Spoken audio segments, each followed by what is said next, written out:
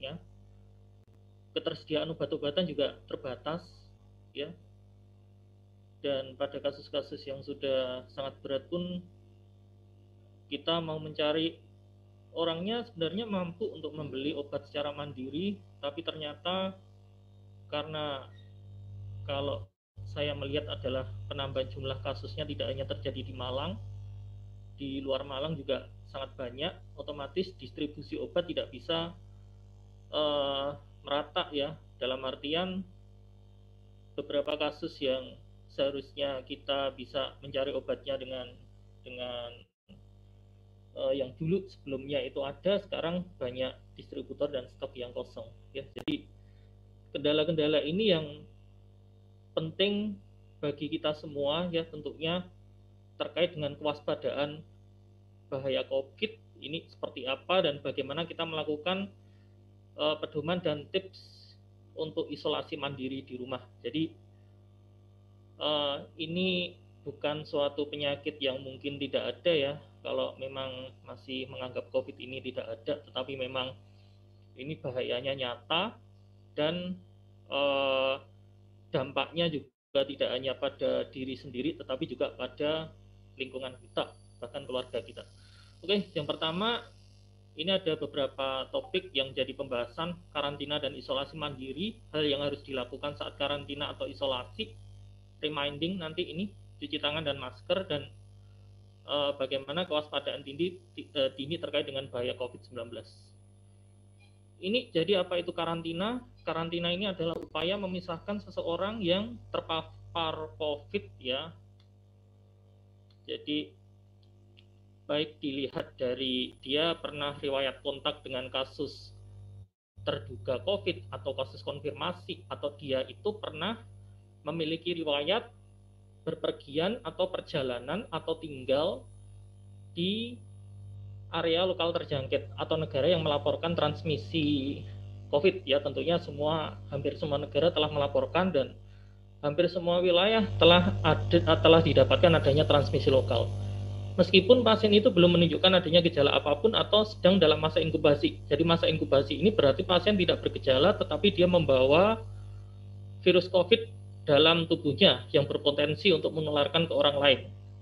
Nah, tujuannya adalah mengurangi resiko penularan. Jadi seperti ini, walaupun kita sehat ya, sebaiknya ya malah sangat disarankan untuk melakukan karantina mandiri ya, walaupun belum menunjukkan adanya gejala jika kita dalam kondisi yang seperti ini ya. Pernah berpergian ke area lokal terjangkit, misalkan kita berpergian ke daerah yang dilaporkan adanya transmisi lokal yang sangat tinggi atau peningkatan jumlah kasus yang sangat banyak, atau kita pernah kontak dengan kasus konfirmasi atau mungkin kasus probable, kasus yang tingkat walaupun belum terkonfirmasi tapi tingkat kepositifannya mungkin diduga tinggi, seperti itu kita harus sebisa mungkin melakukan karantina mandiri dulu ya. Jadi kita pisahkan dulu. Artinya apa? Tujuannya adalah mengurangi resiko penularan terhadap orang-orang di sekitar kita. Lalu apa itu isolasi mandiri? Nah, isolasi mandiri ini adalah upaya untuk memisahkan seseorang yang sakit, yang membutuhkan perawatan COVID atau seseorang terkonfirmasi COVID dari orang yang sehat. Jadi memang sudah dia benar-benar sakit, kita berupaya untuk memisahkan ya dengan orang lain yang berpotensi untuk ditularkan dari sakit COVID-nya itu sendiri. Ya, sama baik karantina mandiri ataupun isolasi mandiri, tujuan jangka kedepannya adalah mengurangi resiko penularan ke orang lain. Apalagi populasi yang populasi yang istilahnya itu dia rentan seperti itu, memiliki faktor komorbid atau penyakit penyerta yang berisiko jika dia terkena COVID, maka dia kemungkinan memiliki potensi untuk berkembang menjadi kasus derajat berat atau kasus yang kritis ya. Ini kapan kita harus melakukan karantina mandiri? Kita lihat dulu kasusnya. Kalau kasus terkonfirmasi, artinya dia harus melakukan isolasi saat dia dinyatakan terkonfirmasi, jadi tidak perlu menunggu lama. Nah, ini nanti tindak lanjutnya idealnya adalah yang terkonfirmasi ini nanti melaporkan ke FKTP yang paling dekat ya. Atau kalau di UB mungkin bisa ke tim tracing ya. Jadi tapi dia harus isolasi, jangan kemana-mana dulu, harus isolasi mandiri dulu. Ini ya, maksimal 24 jam sejak dia dinyatakan kasus konfirmasi. Kasus konfirmasi ini didapatkan dari pemeriksaan RT-PCR atau seseorang dengan gejala klinis ya tentunya ya, dengan pemeriksaan antigennya positif, atau seseorang yang tidak ada gejala klinis, antigennya positif, tetapi dia terkait dengan klaster ya, atau dalam satu tempat tinggal seperti itu ya, gampangannya dia ada seseorang yang dinyatakan positif ya. Jadi dia harus melakukan isolasi mandiri sejak dinyatakan kasus konfirmasi. Lalu paling baik sebenarnya juga menghubungi FKTP yang paling dekat Bapak Ibu. Jadi menghubungi puskesmas setempat untuk nantinya akan dilakukan ini wawancara dan kemudian akan dilakukan pemantauan dari FKTP setempat. Kemudian bagaimana kontak erat? Nanti pada kasus yang konfirmasi tentunya ada kontak erat di sana.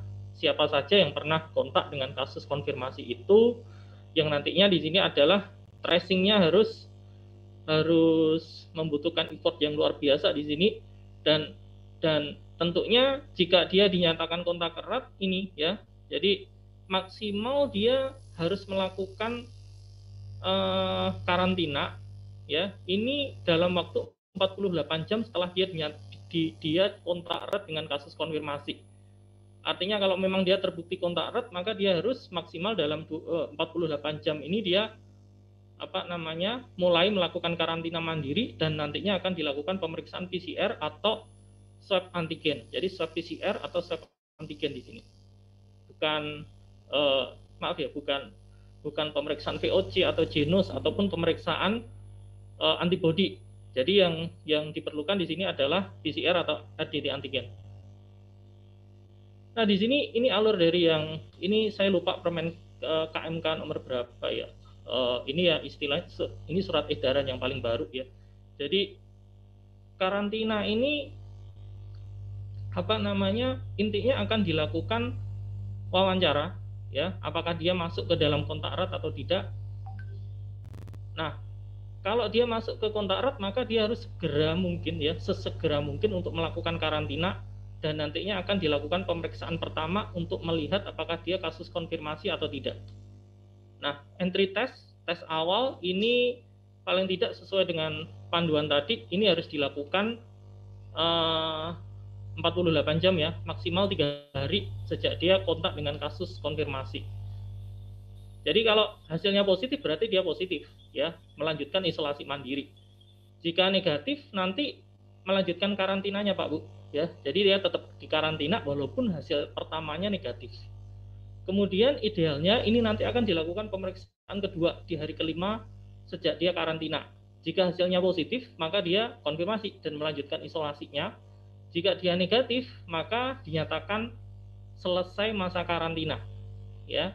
Tetapi dalam konteks di mana tidak bisa melakukan swab ya, atau tidak mampu melakukan swab, atau mungkin dalam konteks saya tidak mau dilakukan swab, maka ini karantina harus dilakukan selama 14 hari sejak dia kontak dengan kasus konfirmasi. Ini yang paling penting. Walaupun tidak swab, takut ya masalah biaya, kemudian dan kendala sosial yang lain misalkan ya, dia harus melanjutkan karantinanya selama 14 hari. Lalu kapan dinyatakan selesai isolasi ini ya?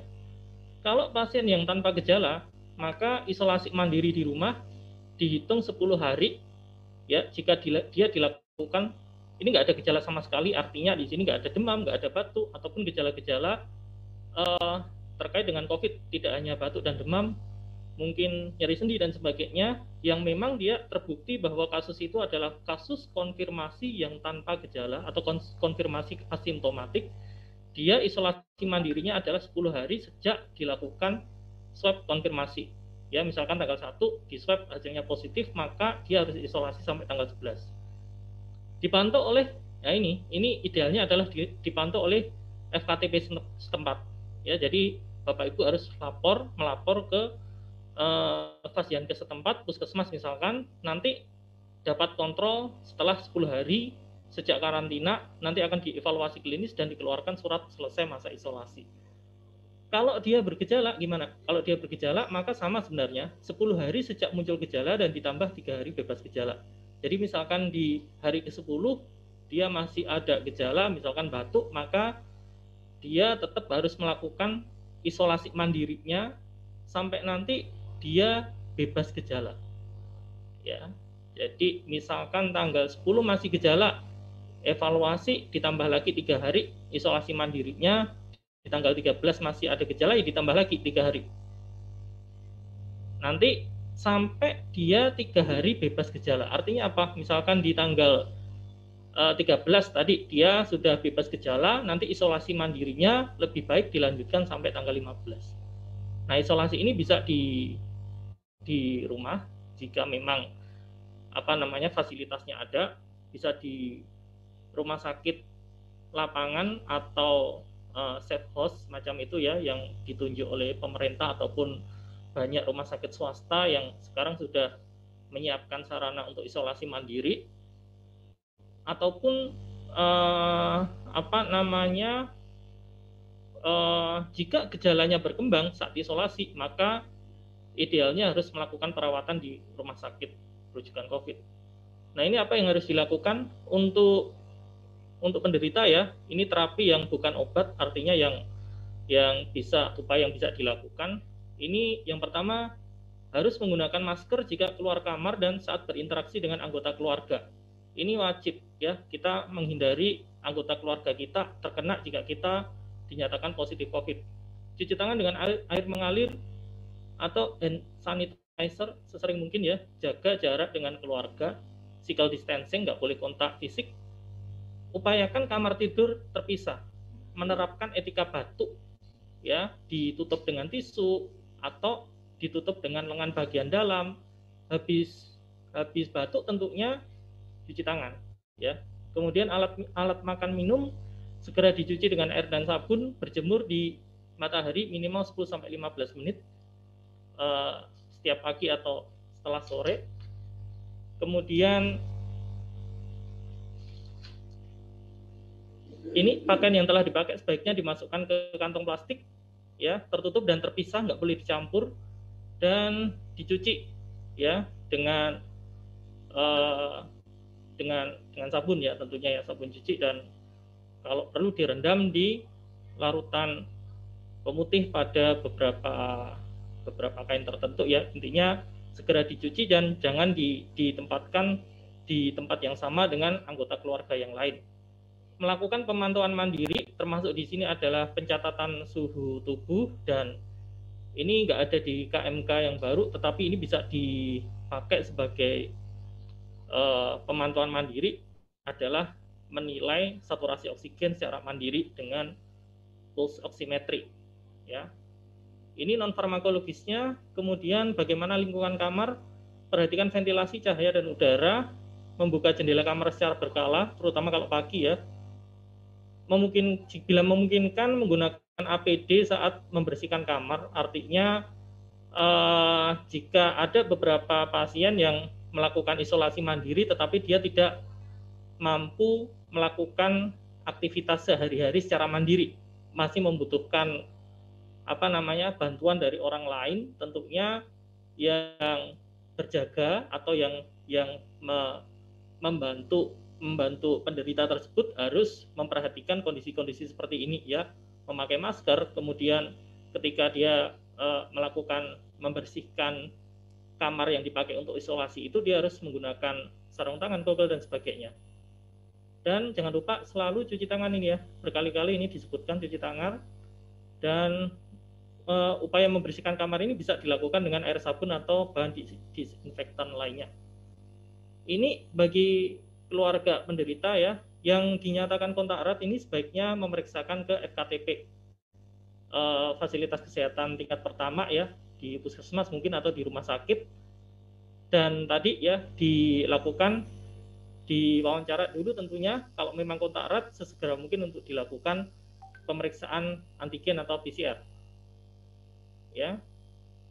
jaga jarak, senantiasa mencuci tangan, tidak boleh menyentuh wajah seperti ini, sirkulasi lagi, bersihkan sesering mungkin daerah yang sering disentuh oleh penderita, misalkan gagang pintu dan sebagainya. Nah, ini terapi obatnya bagaimana? Untuk kasus yang tanpa gejala, bagi penderita yang mempunyai penyakit penyerta atau komorbid, disarankan tetap melanjutkan pengobatan rutinnya dan konsultasi ke dokter yang merawat sebelumnya, ya, terkait dengan obat-obatan yang mana yang boleh diteruskan, mana yang harus dilakukan penghentian, karena komorbidnya ini bisa beda-beda, ya, diabetes, darah tinggi, stroke dan sebagainya.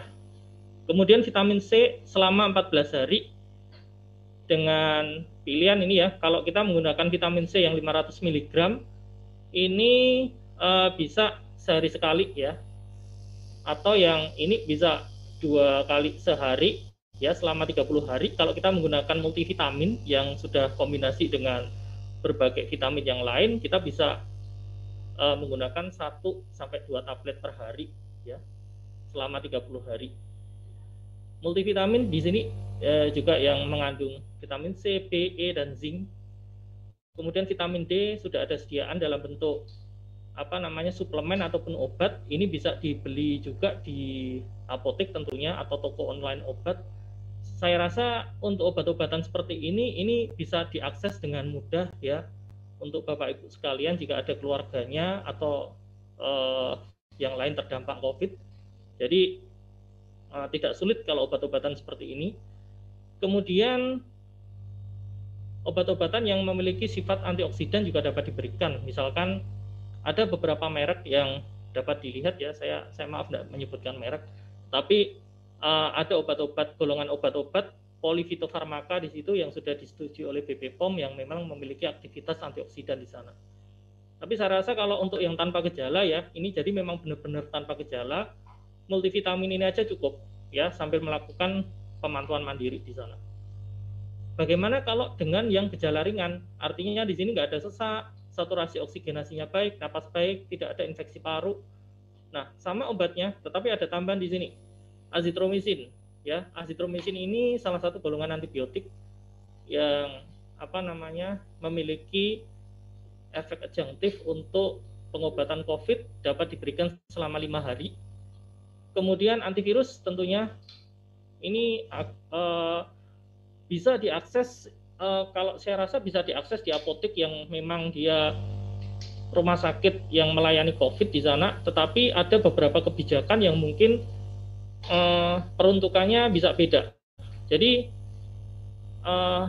untuk kasus COVID ini ya, belum ada obat yang terbukti secara efektif ya, tetapi ada obat-obatan yang direkomendasikan dari uji klinis dan sebagainya ya, dan ini yang dipakai di pedoman nasional kita yaitu oseltamivir atau favipiravir untuk kasus yang dimana dia melakukan isolasi mandiri dengan gejala ringan ya. Jadi oseltamivir 2 kali 75 mg atau ini favipiravir ya, jadi selama 5 hari.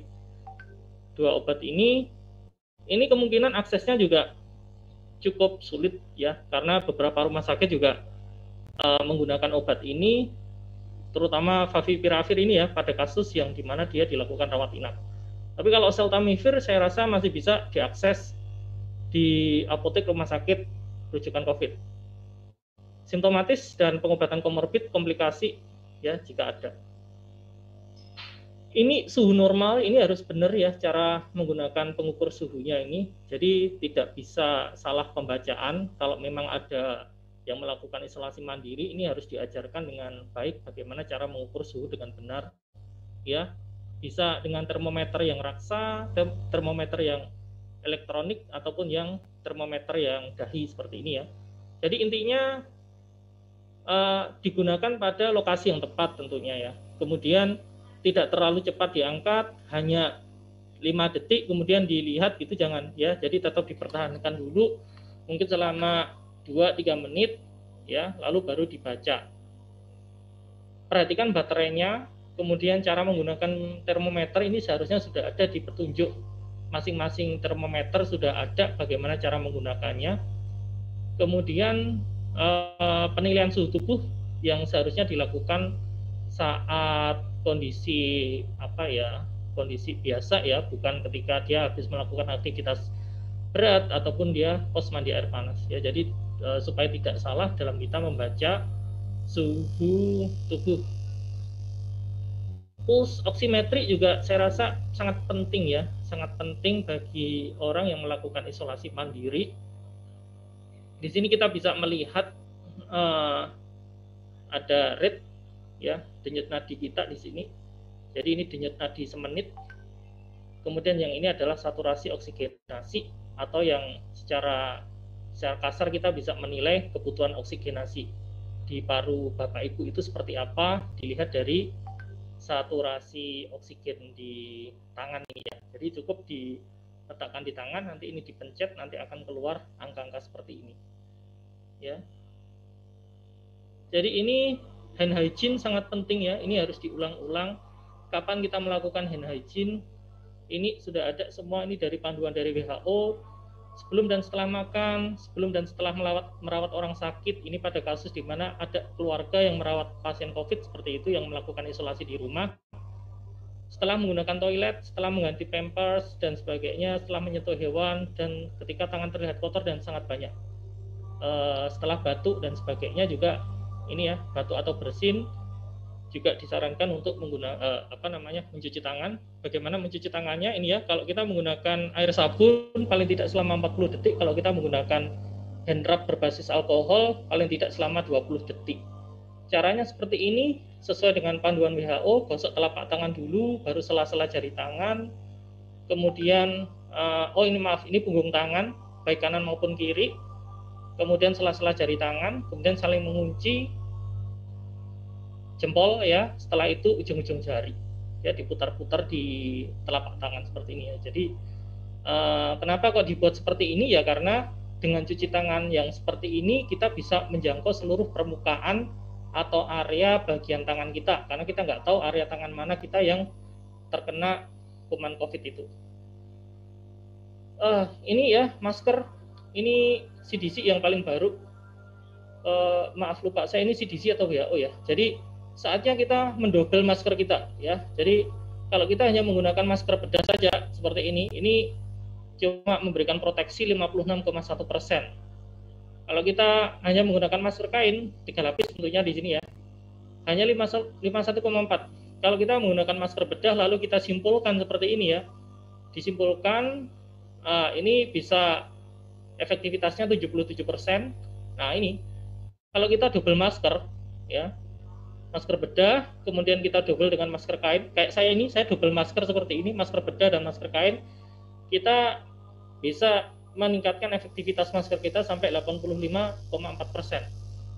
Ini ya, diikat dan disimpul, kemudian ditali seperti ini. Tapi ini yang paling efektif ya. Kita menggunakan 2 masker yang secara bersamaan, dan ini tidak menurunkan suplai oksigen ke dalam paru-paru kita. Ya, jadi tidak perlu khawatir ya, ketika kita berada di lokasi tertentu, di kerumunan dan sebagainya, kita harus keluar rumah, kontak dengan orang lain. Dengan menggunakan masker seperti ini sangat efektif dan tidak menurunkan kadar oksigenasi dalam paru kita. Ini bagaimana kita mendobel masker ini ya, surgical ya, masker bedah dan masker kain. Jangan masker bedah dengan masker bedah, jangan masker kain dengan masker kain, jangan masker partikulat dengan masker yang lain ya. Jadi ini yang kita double maskernya seperti ini ya, yang benar. Ini ya, bagaimana kita mengenali gejala bahaya ya, red flag untuk COVID itu seperti apa. Jadi COVID ini kalau memang dia jelek ya Pak Bu ya, progresivitasnya sangat cepat. Jadi tiba-tiba pasien awalnya mungkin demam, ya riwayat demam sebelumnya 1 minggu dan sebagainya, sesak, kemudian memberat. Nah, semakin cepat kita melakukan tata laksana awal, maka semakin semakin cepat ditangani seperti itu ya. Harapannya ya, semakin